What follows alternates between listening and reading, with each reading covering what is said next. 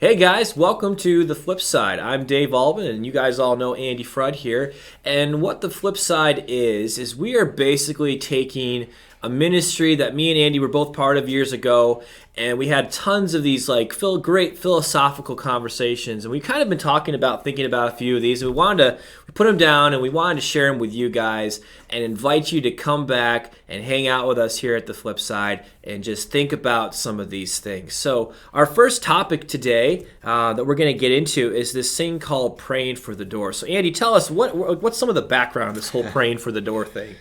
So when we started the Flipside Ministry, right, which was our version of a little Christian bar, right, one of the hard parts of it was how we're going to get people in to the door, right, through the door. We realized, hey, there's this flow of people on the outside, and we've got to get them inside, right? That's the business tactic of everybody, right? You could be the strip mall, you got people walking down the mall, and what happens? How do I get them into my doors, right? And so we thought about that, we prayed about that, and to me it's a hang up of a lot of churches, right? A lot of ministries. We're always trying to come up with these unique, crazy ways to get people inside, right? So we have all kinds of things going there.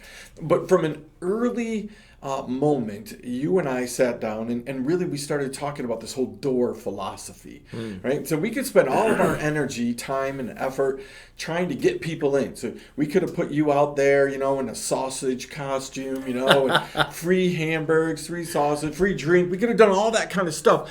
But what we did was it was really funny because we had this little round bar table, right, that kind of sat almost in front of the door.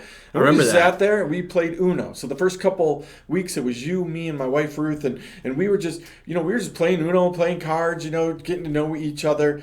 But what we decided was rather than spend our time, energy, and effort on the outside trying to get people in, that we really wanted to focus on the door. We understood that the key to our ministry was that door. And so we started praying for the door. That God, you bring in the people that you want to bring in, right? So that we can minister for them. So we can have 100 people come in and end up at the end of the night ministering to nobody really. Or we could have one or two people come in and have the opportunity to significantly minister to one or two people. And so we went with quality over quantity. Yeah, it's kind of like how instead of using a worldly marketing philosophy, which I think is the trap for a lot of modern ministries, using worldly marketing to try to do spiritual things, instead it was using spiritual things by praying for the door to basically let God choose who is going to be the person or people coming in to be invested in that. So that's kind of along the lines of what we're talking about here. Yeah. Well, and we took it from the biblical concept. Jesus didn't take his scroll and start running after people, chasing them down like, hey, I'm Jesus, you need me, type of thing. Yeah. He let like the rich young ruler. Right. He let people come to him in all different ways, right? He just did life and was ready for those interactions, right? I love the story of the Samaritan woman, right? Because it's so unique and it's way out there in nature, right? But really, what did Jesus start out by asking her? He just simply wanted a drink of water. Yeah. Right? There you go. And her response was to get really deep and all of a sudden be like, well, if you knew who you were asking, you wouldn't be asking me for a drink of water, right? So then Jesus is like, okay, thanks for the invitation. Let's minister, right? And so again, we had that same kind of a concept of, man, the totally different types of people that walked through that door, Dave. I mean, just all over the place, right? I can remember one gentleman was a reporter, right, for a little newspaper out by Albany. And 3 years in a row, he walked in the fall into the flip side, and he just couldn't wrap his head around what we were doing. But he just kept coming back. Like every fall, there he would be and be like, oh, you're still open. And hey, are you still doing what you're doing? And yep, we're still doing what we're doing. And but he was drawn to it, even though he couldn't wrap his head around it. So when you're talking about praying for the door, what's the flip side of praying for the door? What do you think?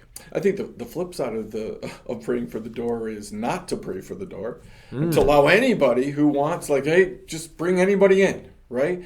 Again, when we talk about praying for the door, it wasn't just praying for people to walk through it. It was praying for those people to bring with them opportunities, right? But it was also, the flip side was set up not just for you and I to do ministry, like, hey, bring us people to minister to, right? We'll just sit here in our little counseling chairs and we'll fix the world, right? Like Lucy Peanuts 5-cent thing, right? It was more of, like, we were trying to set up a place for people to be ministered to, but also to do ministry.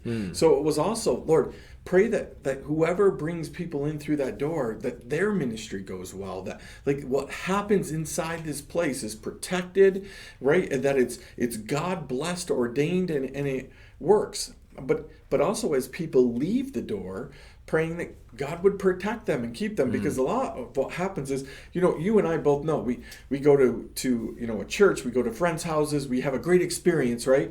And then we have to leave. Like, how often do people who walk out of the door of the church end up fighting on the way home? Like, wait, you just had this whole great God moment. What happened? So we were praying them on both sides of it. The flip side really is, like, don't cover these things with prayer. Don't make them, a God thing. Make them a good thing, right? We really wanted to focus on it. I think in our lives, I think people should take this philosophy and they should do it at their homes. God, protect our door and bring in the people that we can take care of as a family. Yeah. Yes, excellent. And that, and that is basically what we wanted to share with you guys today. Our challenge for you is to take what we talked about with the praying for the door and actually apply it.